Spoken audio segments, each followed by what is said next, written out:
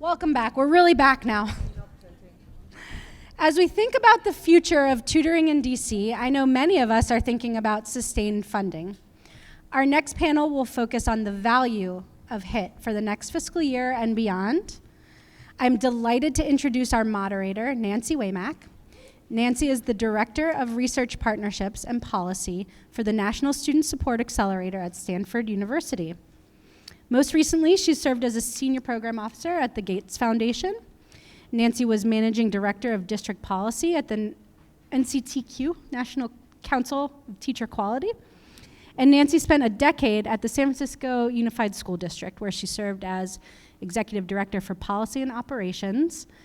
Prior to moving to San Francisco, Nancy was here as the Assistant Budget Director at DCPS and an elementary school teacher in Houston, once upon a time. And she's here to moderate our esteemed panelists who will introduce themselves, but powerhouse row of women here, so enjoy.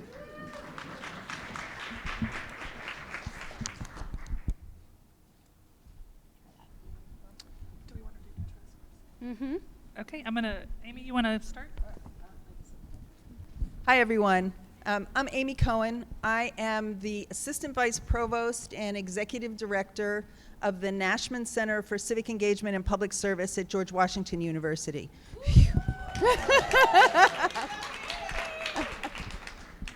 What our office does is support students and faculty in making community engagement, community service, civic engagement a part of what they do, both in the classroom and outside the classroom. And I think one of the reasons I'm sitting on this panel today is that we have the fabulous Math Matters program, and our Math Matters team is right there, where we have a number of tutors serving in 7 DCPS middle schools. Good afternoon, I'm Liz Cohen. I'm the Policy Director at Future Ed. We are a research center at the Georgetown University McCourt School of Public Policy. Does that rival your lengthy word thing? It's up there, I know. And I've spent a lot of the last year looking at tutoring programs and visiting tutoring across the country, as well as being a proud Aussie and DCPS alumna from back in the day. Good afternoon. My name is Katrina Shelby. I am the proud principal of Kramer Middle School in Southeast DC. I have the benefit of having the GW Math Matters scholars in my building, as well as some other HIT organizations. I have Blueprint in my building, City Year. So I'm excited to kind of share a little bit of how we were able to thoughtfully incorporate partnerships, as well as use our own staff to sustain HIT in our building. I know that it is after 3 o'clock and people are tired and waning, so I hope to be as engaging as possible for the next 30 minutes or so. Good afternoon, everybody. I'm Sarah Martin. I'm the Senior Advisor for Recovery at OSSI, the State Superintendent of Education here in DC. And I have the honor and privilege of overseeing our high-impact tutoring team and also work with folks across the agency to develop, 3 years ago, to develop the strategy on how we were going to invest our federal stimulus funds to support recovery in the district, and since then, supporting the oversight and implementation of that strategy. And my name is Jennifer Rosenbaum. I am our Deputy Chief of Schools at DC Public Schools, and thank you. Thanks, guys. Keep the energy up. Have the pleasure, similar to Sarah at DCPS, overseeing our high-impact tutoring work, including many of our high-impact tutoring managers who are here, which are funded through our partnership with OSSI, as well as some of our other recovery strategy work. All right, well, thank you again for hanging in with us and for the last panel of the day. We wanted to talk a little bit about the sustainability of high-impact tutoring. And we're gonna start with a question around thinking about that in our school buildings. So we've heard about the success of high-impact tutoring from many of our panelists today, and the studies that validate that high-impact tutoring has had success, showing 3 to 15 months of growth over a school year for students. And as people think about that, I wanted to toss it over to Principal Shelby to think about how you are looking at your budget for next year and how you're weighing both the pros of successful programs against the budget constraints that may be there. So we'll start with you. So since they gave me the mic, I want to just shout out somebody real quick. My hit manager, Jaleel Dyson, is here in the audience. I call him the jack of all trades because he is certainly the person doing the root work of maintaining our partnerships.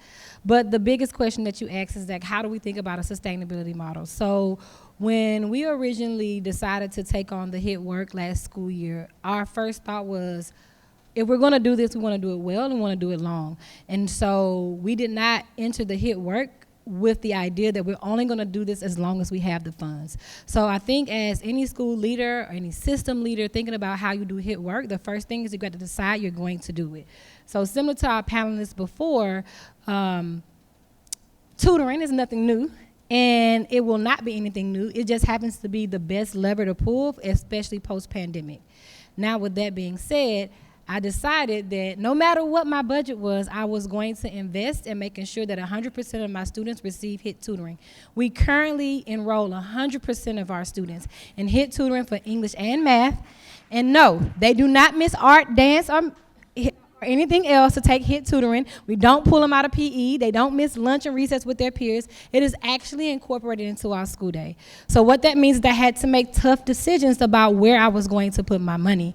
And I'm in Southeast, and there is conversation around, do I purchase a dean of students or do I continue HIT?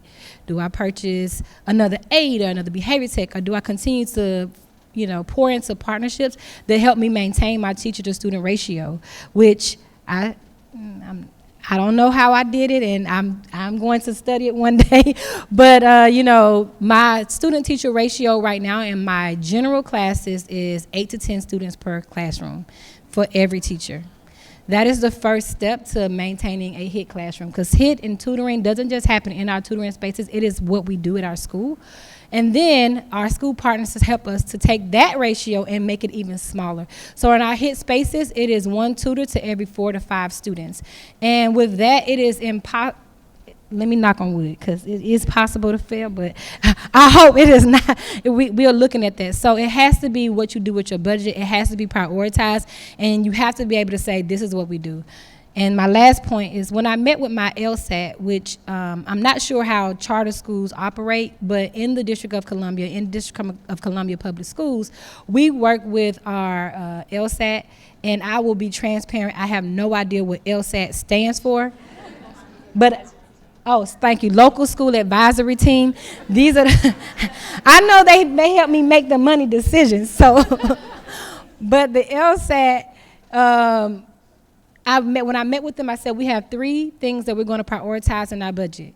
We're going to maintain our small class sizes. We're going to maintain 100% HIT for every single student. And we're going to ensure that the social-emotional well-being of our students are reflected in every single decision that we make. That meant that we had to make some hard choices, but that also means that we will continue to sustain HIT throughout the years. I maximize my personal staff. So I have teachers on staff that teach HIT classes that partner with our HIT partners so that we can continue our HIT work as a part, again, of our school model, and that's just how we do school. So sorry for the long-winded answer. I will be less loquacious in the next response. Sarah, can you give us a perspective from the state level? On long-term sustainability for HIT? Yes, please. Okay, a loaded question. We're going right in. Absolutely. So 3 years ago, the mayor of DC, Mayor Bowser, we had the privilege of hearing from earlier today, made a massive investment and a big bet on high-impact tutoring. And she set aside what has ultimately been about $33 million to help us build an ecosystem around high-impact tutoring here in the district. As folks have shared, when we started this work 3 years ago, we had a number of literacy, and specifically early literacy, tutoring providers in DC. We did not have a robust ecosystem around math tutors, and we did not have a robust ecosystem around providers who could serve the full K-12 continuum. And so OSSI has made investments through grants to providers to really help build that ecosystem.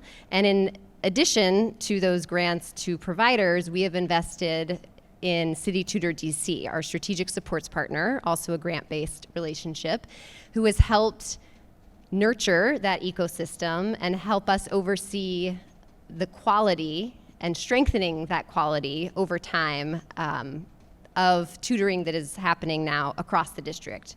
We are now in, I believe, 140 schools, and as the mayor and the superintendent shared, the majority of those sites are in wards 7 and 8, and we are transforming the landscape of where tutoring is available in this city.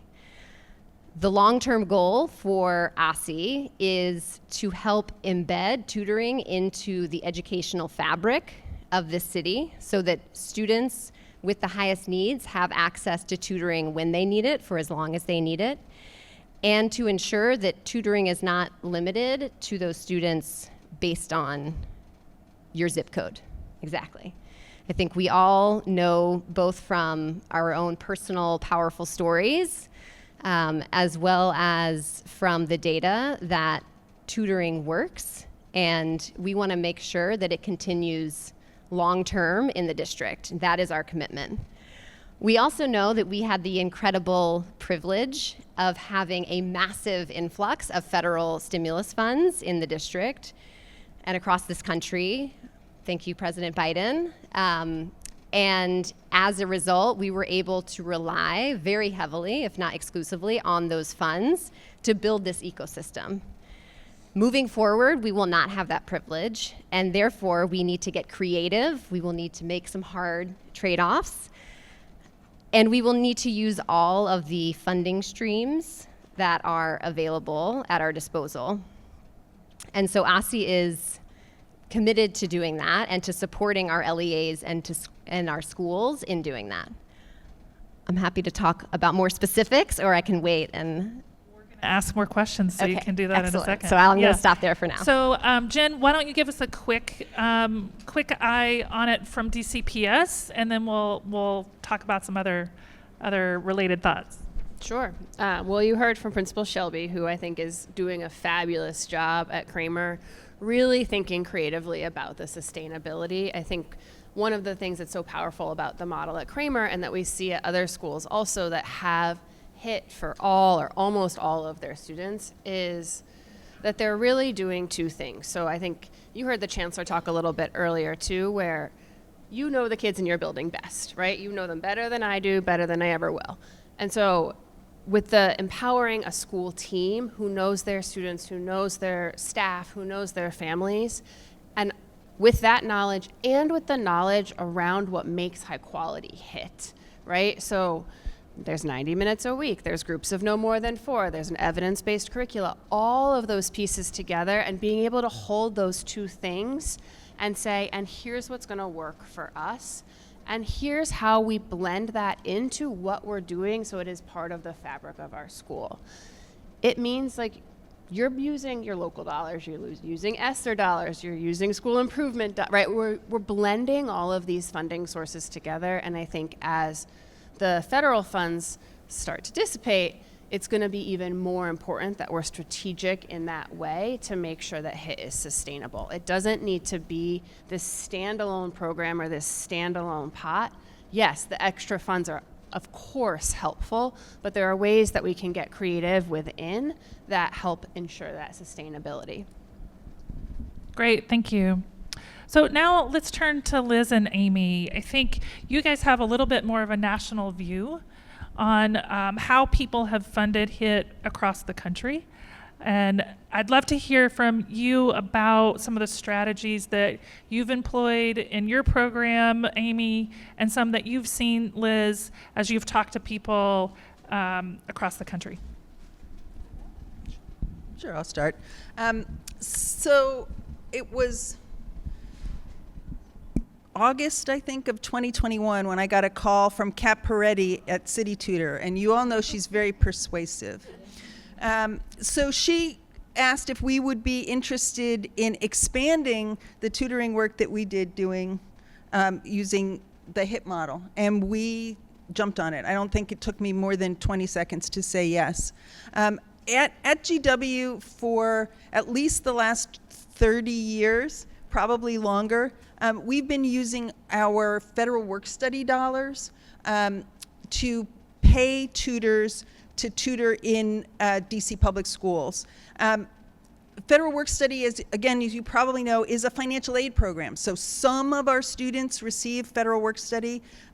Nowadays, most of them receive between about $3,000 and $5,000 every year as a part of their financial aid package. So this is probably 20 to 30% of GW students who are eligible for that. And we have been using those federal work-study dollars through federal programs that allow us to do tutoring.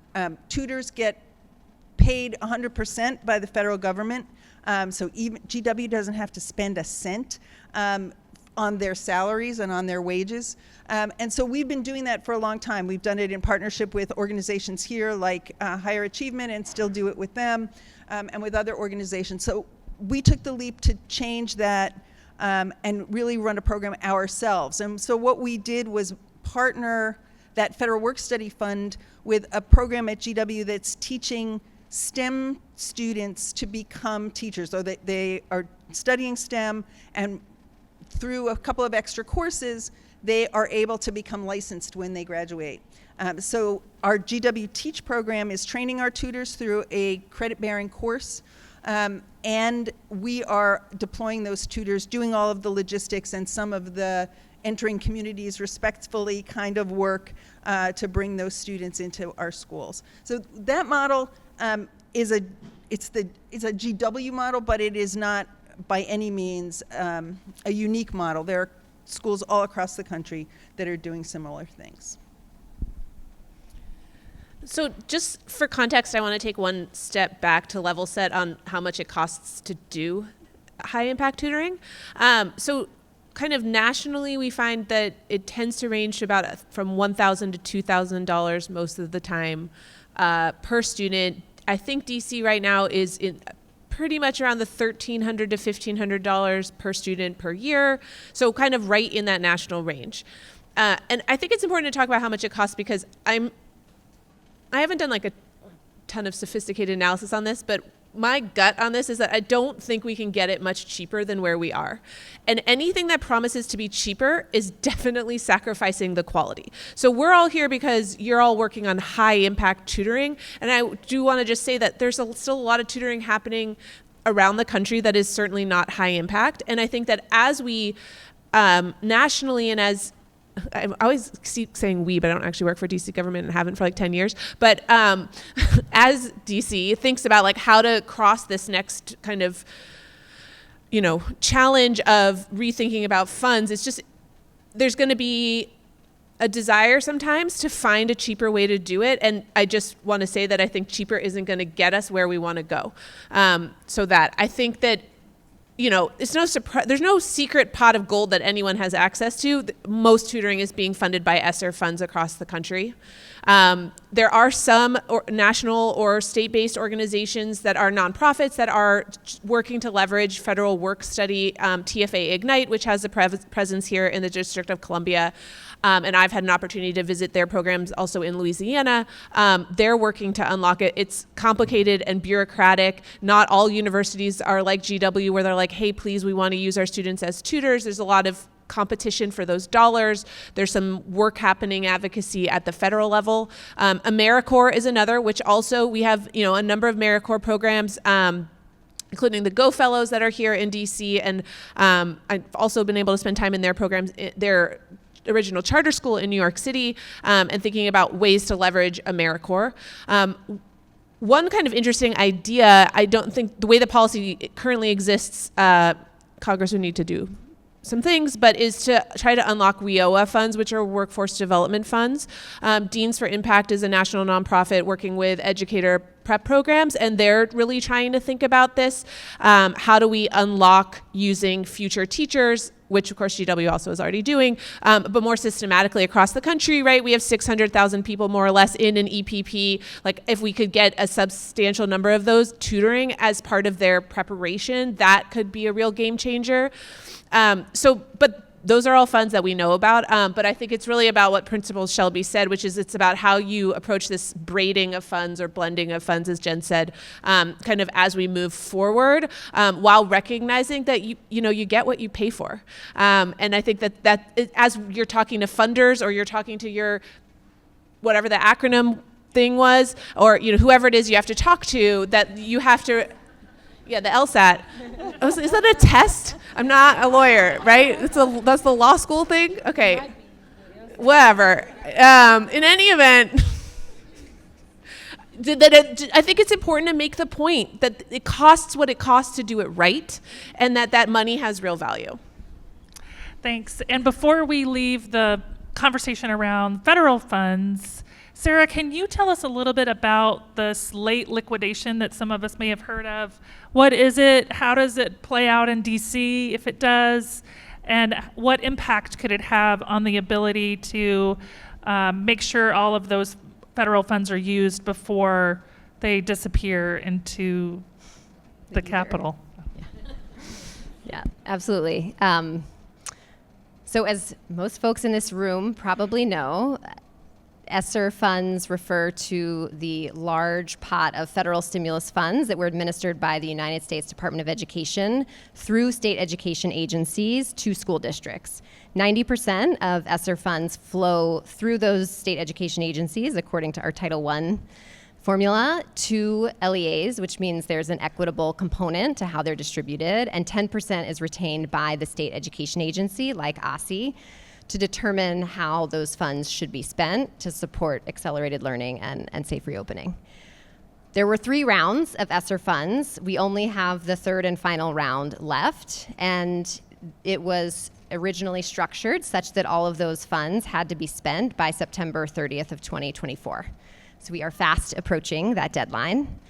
The new and exciting opportunity that Nancy is referring to around liquidation extension was announced by the Department of Ed almost a year in advance from that deadline. And this is fundamentally different from the deadlines we've seen in the first 2 rounds of ESSER 1 and 2, as we refer to them, where the federal government gave us months, if not weeks, of time to plan for and use liquidation extension. So we have a year and now kind of 6 months of runway to plan for what that is. So let me explain what it is. So liquidation extension means that if certain requirements are met, LEAs, which are local education agencies, our school systems, both charter and DCPS here in the district, as well as OSSI and other state education agencies, we can spend ESSER funds through FY25 and even into FY26,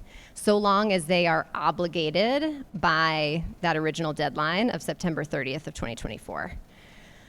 And the term obligation is a very technical one for Department of Ed, but ultimately what it comes down to is that you can't spend those funds on staff, and we can't grant those funds out, but we can establish legally binding contracts, and schools can establish legally binding contracts that enable them to meet that definition of obligation so they can spend those funds in FY25 and 26. And we think this is an important opportunity for all of our school systems to be thinking strategically about and planning for proactively. There is 6 evidence-based strategies that we at OSSI have identified as part of our sustainability and post-ESSER planning supports for LEAs. High-impact tutoring is one of those. It is also one of the priorities that the federal government has named for liquidation extension, and that, as we've already discussed today, was mentioned in President Biden's State of the Union address. And so we are encouraging LEAs who are planning to take advantage of liquidation extension to strongly consider spending those funds on those 6 evidence-based strategies, including the expansion or continuation of high-impact tutoring. We at ASSI are also thinking proactively about how we might leverage liquidation extension and want to be ready to do so if and when we need to, based on underspending in other areas that may occur. And so we are now in the process of putting in place, it's a very lengthy process, so it has just begun, but of putting in place contracts with tutoring providers so that we can continue leveraging ESSER funds if and when they are available in FY25 and potentially 26 to continue supporting this critical work and ensuring that we are strategically using every last penny of ESSER dollars that we have.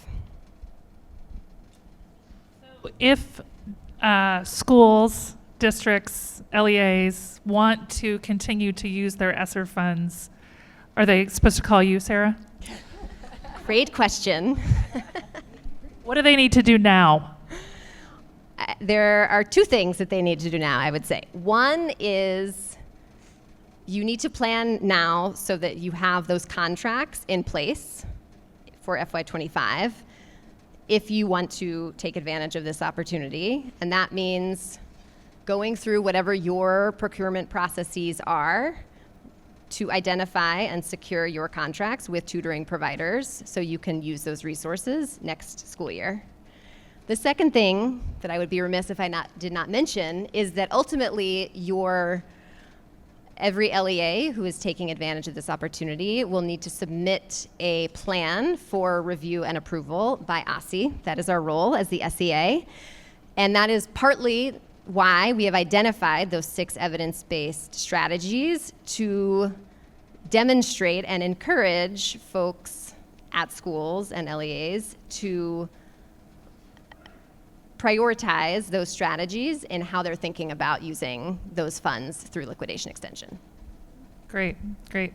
So many, many years ago when I worked in DCPS's budget office, we would give schools a budget that had a number of different funding sources. Principal Shelby, as you're thinking about your budget for next year, that process may have changed slightly in the last 20 years, I'm not sure. But what kinds of funding sources are you looking at when you are thinking about how to pay for high impact tutoring for next year? Well, first of all, she gave me some very exciting news. That wasn't, I needed to sit with that a little longer because I do have ESSER funds and I'm like, what am I going to spend? You can't buy certain things, and I could definitely figure out how to spend that money on and continuing my HIT work. Time for another quick shout out. I would like to shout out my GW fellows here, and then as well as Blueprint, who is here in the room. They actually work on the ground. If I could put a small plug in for working with these organizations, it has done wonders for my school, and not just in ways you all would think. Our student sense of belonging has gone up about 10% this school year. In addition to that, well, I mean, that's something to celebrate. But I would also say that we have, thank you, Jen. We have also, because of that sense of belonging, decreased our chronic absenteeism in one school year by 30%. So if that's not a reason alone to prioritize HIT with your local budget, that in itself is like, we're getting kids to school. And I shared this last week with in the mayor's meeting on safety, and I'll say it again. Coming out of the pandemic is a year that will be in infamy, and I choose to selectively forget that year. But since we're talking about it, coming out of that year, our school year, we ended at 73% attendance, and about 32% of our students feeling loved or a sense of belonging. This school year, at the first administration, we were at 50% of our students feeling a sense of belonging. We have never had that high at the beginning of the year. It's just hard to get new kids to feel a part of that. But then also, we are at 87% attendance. That in a 2-year period. So what was the difference? Last school year, we put a lot of energy with our master schedule and our local dollars and our school improvement funds into how we funded HIT.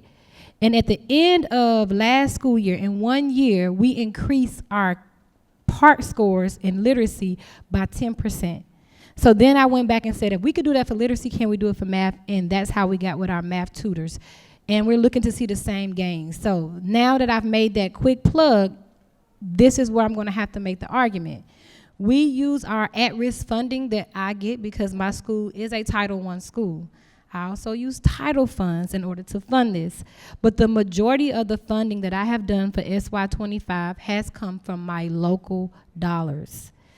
So that looked like I had to cut a couple of positions in certain places, but I feel like those shifting those local dollars to fund my HIT work was important because that is what serves students best. It did not make any sense to like say, okay, we did it so far, but now that my budget has, and I have a very slim budget for next school year. So if I tell people, you know, I think my buying power was reduced by $1.7 million, and I am still invested in doing this. So when people say, I don't have the money in the budget, you really do. You just have to sit down and go through a fine-tooth comb and say, where can I move money around? Your local dollars are going to be your best bet. Those monies are not tied to parameters. You have the decision, and we put that money in contracts so that we could contract out with the best organizations for our students. Knowing that we needed math tutoring for 100% of our students, we are continuing with our math tutoring, especially through Blueprint. But also, strategically using my school staff goes back to local dollars. So I'm actually just preaching to the choir at this moment because I think everybody in this room knows that they're gonna have to at some point make a decision about if this is the work you want to do, where is that money gonna come from? It's gonna have to come from your local budget. What I decided with my HIT money is that any money that I get in, you can scratch this part from the record because if you all got the money, then I don't have any local dollars. However, but we use our HIT funding as an additional supplement to our HIT work. It is prioritized in our local budget first, and then any money we get from being an at-risk school, any money we get from title funds, any money we get from OSSI, it goes to enhance the model. But we have a base model that we can run with our local dollars, and then we have an enhanced model that is good for all kids. That is the best model that we do. So we have a plan A, a plan B, and a plan C. So if you are going to do HIT work, you have to have a plan A, plan B, and plan C. And it can't be something that you did after school because you got this little bit of money. It has to live in your school day. It has to live in the fabric of how you do it. And the other part is, this is also our MTSS work.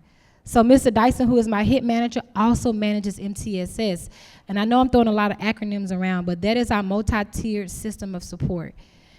So it allows us to individualize instruction for every single student in my building, all 220.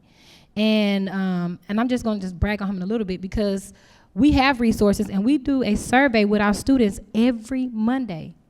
And they can say, I want to spend more time with a tutor. I need more help on this. And I thought I saw Leslie Edwards somewhere. There she is. So, she's on me like, and I'm going to show y'all where I'm from. She's on me like white on rice on a paper plate in a snowstorm, okay? Because we use flexible tutoring, a flexible HIT model for how we extend our HIT tutoring. So on Mondays, kids fill out a survey. They can say, I just want to sit with a social worker because I'm having some social emotional issues, or I want to sit with my trusted person, my trusted adult in the building. Many of our trusted adults are our HIT people. So they're able to do that. So I just say again, there's no simple answer to this. The only way to really do this well is that it has to be in the fabric of your school. And you have to prioritize your budget in that way, which means that you may have to reduce resources somewhere else in order to fund this. Thank you. Yeah. Can I just add one thing, which is that I would just say that it was very exciting to hear Mayor Bowser announce the $4.8 million for HIT, but also she announced a 12% increase in the UPSFF, with a lot of that weight going to at-risk students, which means that if you're trying to think about how to do what Principal Shelby's doing, you're going to be getting more money per student, which is actually really also exciting and important to focus on. For sure. And probably more dollar-wise. Yeah. Jen, it's clear that Principal Shelby is really invested and owns HIT in her school. Can you tell us a little bit about how other schools in DCPS have made that ownership leap for HIT? Thanks. Yeah, happily. So I think going back to what I mentioned earlier and what the Chancellor talked a little bit about, we really have built our model so that schools are empowered to build a system that works for them. And we are also, at a system level, trying to remove barriers and make it easier. So I think a few things to highlight. One, we have, through our generous partnership with ASI, we do have high impact tutoring managers at 11 of our schools. And that is a little bit of a microcosm to understand what's working, to be innovative. They're at our highest need schools, and they have that dedicated time and capacity in their building to figure out what works. Part of their job is to figure out what works in their building and to implement that and make sure it's strong. And part of that is to share their learning so that we can say, here's how it works well when you have a partner that comes with their own curriculum. Here's how it can work if you have a partner that comes with people and flexible curriculum. Here's how it works to build it into your schedule, and all of these different learnings so that we can take that and codify and share to other schools who may not have the benefit of a full-time HIT manager, but can still benefit from the learnings and being able to implement a system that works for them. On the system level, we've done some things in terms of giving out ESSER funds and others, but we've also worked really hard to be able to make sure that HIT can happen during the school day. So if some of you were in the math session earlier, you may have heard Kayla from our math team talking about the kindergarten HIT pilot that we have, right? Where we are embedding tutoring using paraprofessionals into the math block that is happening in all of our schools, right? So we have built on what we know works in early literacy with doing needs-based small groups. We've incorporated that into math so that in our elementary schools, you've got the time built in and we're able to provide some of the instructional resources so that you can leverage that time for HIT. We're learning from middle school, like Principal Shelby, where they've built their master schedule to accommodate HIT, and we're being able to leverage those flexibility to ensure that this can happen at a system-wide scale. So I think it really is about blending that school team knows their community best with, we know, research-backed practices, and we see, I mean, people have said it all day, when HIT is implemented with fidelity, we get the results. We get the academic results, we get the attendance, we get the SEL, but it has to be done with fidelity, and we have to build the enabling conditions for schools to do that in a way that works for them and for their students. Thank you. Now, if there are questions that the audience has for this illustrious group of panelists, please write it down on the index cards that are on your table, and someone will pick it up, and we will share them. We've already got one hot off the table. Hot off the presses. It's for Principal Shelby, although I'm interested in everybody's opinion.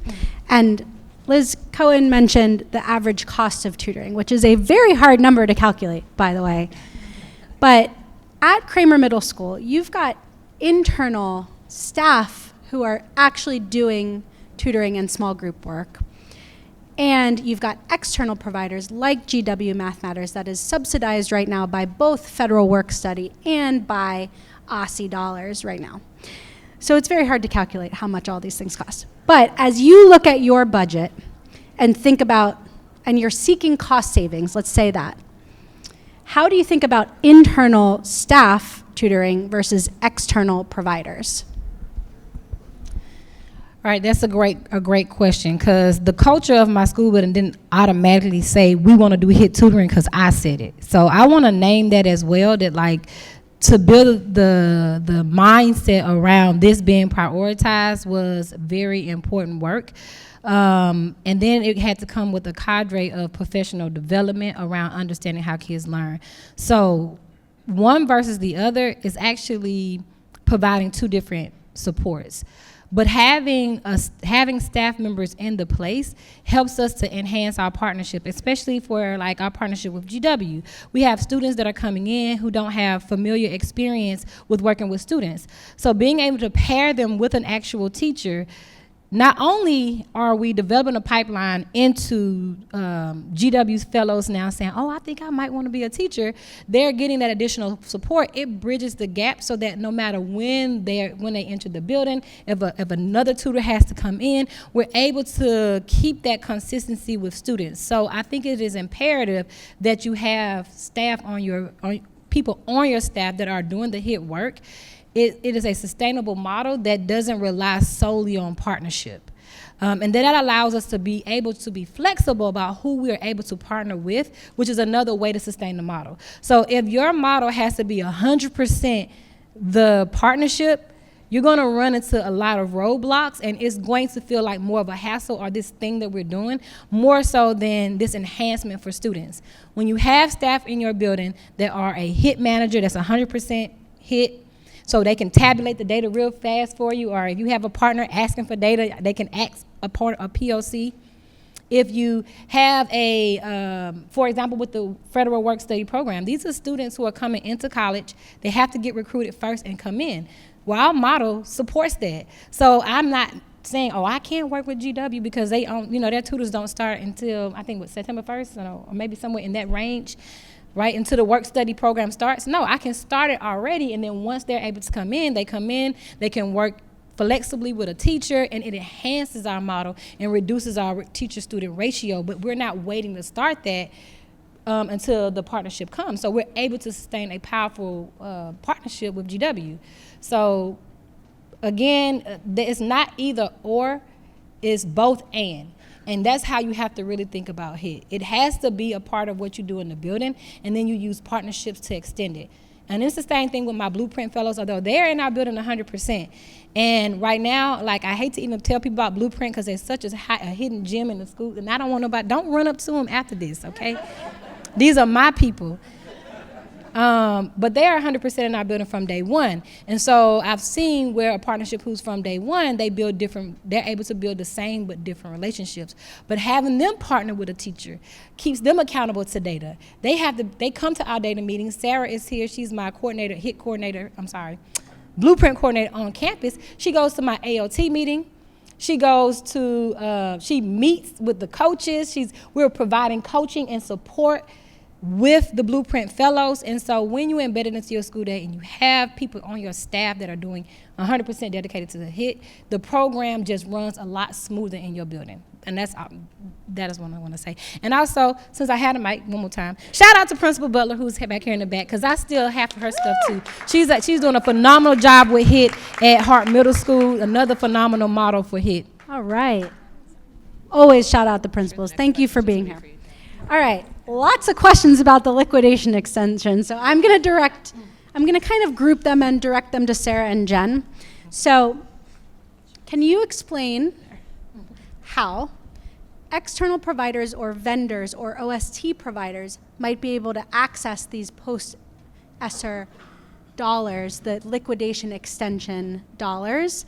And the same question is, what's the process for schools to access them to pay in-house staff if they can? To answer that second question first, unfortunately, you cannot pay for in-house staff using ESSER dollars under a liquidation extension. What if it's outside their tour of duty? No. Darn. Has to be a contract. You must have a legally binding contract in place. That is USED's definition of obligation that we can meet in these circumstances. To go to the first question, how can providers access it? I can speak to ASSI's process, and then I'll hand it over to Jen if she wants to chime in. But we work in partnership with the Office of Contracts and Procurement, which is another DC government agency, to put out a solicitation for bids. That is a process that will take place in we hope, next month or two. And so if you are interested in submitting a response to that solicitation, I would encourage you to go to OSSI's website, to our High Impact Tutoring page, and to fill out the short survey that you will find stating that you are interested. And when that is available, we will let you know. That is the step you can take. And if that's, I think, all I can say for liquidation extension and OSSI's process at this point. I promise that you guys are going to be rewarded for staying here all day because I'm going to make a couple announcements. But first, I have two last questions. Liz, I'm going to go to you. It's from a City Year tutor. Fist bump, City Year table back there. How can tutors get involved in helping to ensure funding for tutoring? I love this question.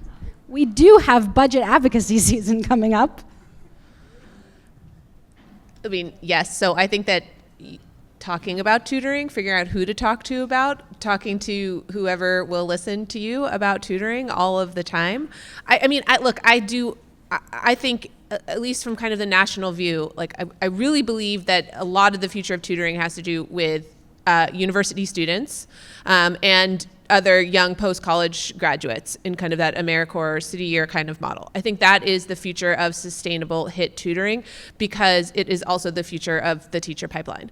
And I think that you just have to keep talking about what it is, because I think the other thing is, I was reflecting during lunch, right, that like it is incredible what has happened in this city in the last few years, that in 2024 we can come and have this room filled with what must have been 150 plus people. 200 who with this energy and passion about the work you're doing. But one thing that starts happening when we have that kind of critical mass is that you forget how many other people out there have no idea what you're doing. And so I think that what tutors can do is honestly post on social media and also talk to whoever it is that you're tutoring through. Is it City Year? Is it whomever, right? Are there opportunities to share your story? You know, write about what it is that you're doing and how you're seeing, you know, it make a difference in your life, in the lives of your students that you're working with. I mean, these are stories that people want to hear. I also think that I would say that, you know, one thing I think that districts in general can do more of, and I say this sort of nationally without having actually any information about what DCPS or charters have done here, is talk to parents about what high impact tutoring means. Now, I know there's lots of schools who have worked deeply to engage parents to make sure, hey, you know, this is a day your kid has a tutoring session. Like, you know, Nia White, the principal of Center City, referenced this in her session where she was like, you know, if the mom's like, oh, I got to pull her out. No, today's a tutoring day. But I don't think we've done enough consistently to talk to parents about what it is that this investment is doing for their children. And that conversation has to also happen hand in hand with the conversation. You know, Josh Boots presented data in that same math session saying that 60% of DC parents are overestimating their own kids' proficiency in math. So all to say that, like, I think that tutors themselves can also talk to, you know, the provider that's hired them, but also their school staff. How can you help tell the story about why this matters and what parents really need to understand about, you know, where their students are out. And the last thing I also think, like, this is where I think AI could be really interesting too. And I know some folks in this room are already trying to think about this, like, where can AI take information that comes from a tutoring session and help deliver that directly to parents? Like, here's a question you could ask your kid about your tutoring session today. But while folks are building that capacity, like, can we do that, start doing that at least a little bit on the ground? Can I add to that real quick? I just wanted to note that, again, as Kat mentioned, I work for the National Student Support Accelerator. Our website is studentsupportaccelerator.org. .org, right? Yes, thank you, Julie. We have an educator advocacy guide in our tools section that might be very helpful for that. We've also got a few kind of explainer type documents that one is a presentation on what is high impact tutoring and some of the evidence behind it. These are the kinds of things that made people arch their eyebrows and get excited about high impact tutoring to start with. And while we are all really excited about it, to Liz's point, a lot of people haven't heard those things yet. So to the extent that anybody in this room can help spread that information, please use those tools. They're free to use and at your disposal. If you need other tools like that, we're continuously making more. So just give us a shout, and we'll try to do what we can to make sure people have information to share on the facts behind IMBEC tutoring. And can I have something too? I want to be very direct and say, especially if you're a tutor who comes from a state where you can actually vote for your congresspeople and senators, you as a private citizen can call your congressperson's office or your senator's office and talk to them about what a great experience you're having. Do it when you're not on AmeriCorps time. Do it when you're as a private citizen, and make sure that you're telling them how important this work is, what organizations you work with, what schools you work with, because they need to hear it, and they particularly need to hear it from their tutors. So I'm sorry, DC, but if you're from Maryland, Virginia, or anywhere else, please do it. Sorry, I will keep this very short. So the light is right here in my eyes. I did not recognize that City Year was here in the building, and they will kill me if I didn't just say that City. They got Alan, and I think that's somebody is right beside him. I can't see that far, but I will tell you that City Year has been phenomenal. That 10% increase in park scores was all due to City Year, and I would be remiss if I did not mention them, because City Year was doing HIT before HIT was a conversation across the nation, and they have been a phenomenal partner. I think probably half of my teachers came from City Year. So if you're looking for an internal pipeline, and that's both charter or public schools around, how can you continue your pipeline into building schools? And I'm sorry, Blueprint, I stole some of their people. They now work for me too. Done the same thing with City Year. They are building pipelines. I had 2 teachers quit this year, and I can assure you, they didn't quit because of us. I just want to name that, okay? That wasn't me. But I will say, but for familiar obligations with their family, they had one person, a math teacher, phenomenal. Her daughter got sick, and it was between her and her husband who was going to have to stay at home with the sick child. She left. The City Year Blueprint member took over in that space. We had a teacher that had and became the teacher this year. Then we had, so that was another benefit of the partnership. And then the other part is with City Year. For 2 years running, we have, had gone into the school year with vacancies, and the core members have provided consistency in those spaces. Those kids cry on the last day of the core members' days. And so talk about a sense of belonging. You cannot get anything better than the 2 partnerships, and the 3 partnerships actually, GW, Blueprint, and City Year. Now, I'm sorry for anybody else in the room who provides tutoring. I don't work with you directly, but the people I work with directly, I just want to give them a shout out. And I think as tutors, the best thing you can do is be a great tutor. Love those kids, be their biggest fan, even when they're having a hard day, and you will see that success breeds success in your tutoring. So focus on the best practices and focus on the love, and you will see the dividends, like the attendance and like the performance, that makes it easier for us to advocate for more dollars and more dollars. All right, we're gonna close it out, guys. The bar is about to open. So the last question, which is on Amy's note card there, is what is an anecdote, a little story that shows the power of HIT from your lens? Or something like that. You have the note card. I have the card, but you got the question. I think I see what happens to our students more than I see directly what happens to the students in our middle schools. And I think probably the most powerful thing that we see is our students, there's 85 of them, who are saying, oh, I can do this. Many of them come, we're a very expensive school, and many of them come and don't see the possibility of going into teaching, going into nonprofit work, because they think they can't make any money at it. But what they're learning is that it feeds their soul and it feeds who they are. And so many of our students have turned and said, I think I might become a teacher. We have one student who is hell-bent on becoming a doctor, but has decided that she's not just going to be a doctor, she's going to be a pediatrician, because she's come to love children through her tutoring experience. Anybody else want to add one more story? Oh, Well, I'll just add that I was about to apply to med school when I fell into an opportunity to volunteer with the Higher Achievement Program, and 21 years later, here I am. So there's, but I also want to say that, I have spent time in tutoring in Texas, in Louisiana, in New York, in Washington, D.C., in other places.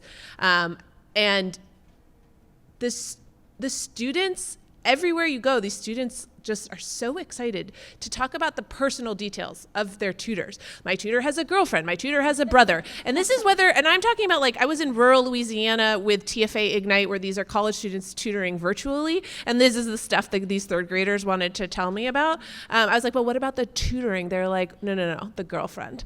And I've worked in education for 21 years now. It has been really, it's the only time in my career that I have seen this same pattern repeated in so many places, despite different kinds of modalities and different kinds of challenges and different kinds of needs, that it's student after student after student. And, just here in DC, I had the opportunity to go with Kat a couple weeks ago to Center City Noma, where they have the Go Fellows. And we had this very charming 8th grade student showing us around the school. And, when we asked her, but what do you think about these fellows and the tutoring you get? And she was like, they're just so nice. And whenever I do well, the Miss whoever her name is, right, comes up to me and says, you got this, girl, you did it. And that's what she wanted to share. And I just think that feeling of support that we're giving to these kids all over the country is it's the most exciting thing I've seen in my career. I won't be long-winded. I said it several times, but I'm like a preacher up here at this point. I just keep lying about that. Preachers don't lie. Anyway, I'm sorry. They went in the wrong direction. So my story is actually with my own child. So I have my own child. When she got into the 5th grade, she was significantly below in math, actually. And I was a parent feeling lost and overwhelmed because I could not fuss at her long enough to figure out how to help her do math. And finally, someone was like, have you ever heard of Kumon? And I was like, Kumon? What is Kumon? So I Googled it, I figured it out, and it's basically just high impact tutoring. So I enrolled her in it. It was very expensive, but she went from being on a kindergarten level in the 5th grade, kindergarten level in math, and at the end of 1 year, she was 5 points away from scoring a level 5 on the park in math. Hey. Now, as a parent, I had the economic means to do that. And then I felt compelled. I said, oh my goodness, I make the budget decisions, and I'm not making decisions like that with the budget money for the kids I serve. If tutoring was what I figured out was going to be the difference for my own child, I am obligated as the principal to do that for other people's children who do not have the resources. And that was all it took for me. And so before the pandemic, I was like, I went to Mr. Dyson, who has served several roles in my school building, just jack of all trades. And I said, I want you to do this thing. And he was like, what is this thing? And I was like, I don't know yet, but I want you to do it. And it's called Kumon. Just look it up. Just do that. I went to City Year. I was like, I got a different idea about how City Year is going to run. And they were like, but that's not how we operate. I was like, let's just try it. Let's just see what happens. And then the pandemic hit and extra dollars came, and it was an easy decision for me as a principal because I knew that was a difference for my own child, and I am obligated to serve the students and the families of not just Ward 8, but any education environment I get a chance to be a part of. And so that's my small antidote. All these kids are our kids, and that's how we have to show up. Amen. All right. So Sarah was kind of looking at me with the side eye as her strategic partner saying, these are the rules around liquidation extension, but maybe there's something else that City Tutor could do. So your reward for sitting here all day and me standing in between you and the band and the drinks is City Tutor DC will have a summer tutoring competition up on our website, a request for proposals that's school leaders, school teams, and providers are eligible to apply for next week. So look for it. And of course, I wasn't expecting the mayor at this event. I am thrilled that she came, and I am thrilled that she announced a continued investment in high impact tutoring in our city. And I want to thank you all for your passion, your commitment, your attendance today. And I just want to say that we need you all to capture this forward momentum and to keep it going. We need philanthropy and government to keep working in lockstep to infuse capital where it's needed, and to get our students the support that they need and deserve. We are still recovering from the pandemic. We will be for a while, and we know that high-impact tutoring works. We know that the personalized attention works, and we know that with a focus on tools, resources, continuous improvement, high quality, we will get to our goals and beyond. So I'd like to invite everyone to a networking hour hosted by our sponsors, Pearl, Empower K-12, and the Literacy Architects. Adamare, a band, an all-educator band from E.L. Haynes, is setting up next door, and we're going to open this wall where you will see the bar, and you will get 2 drink tickets each. I think we'll have plenty since a lot of people have vacated their seats. But we're just so happy that you are all here with us today in community, and are grateful for everything you do. So thank you, and please kick back with us.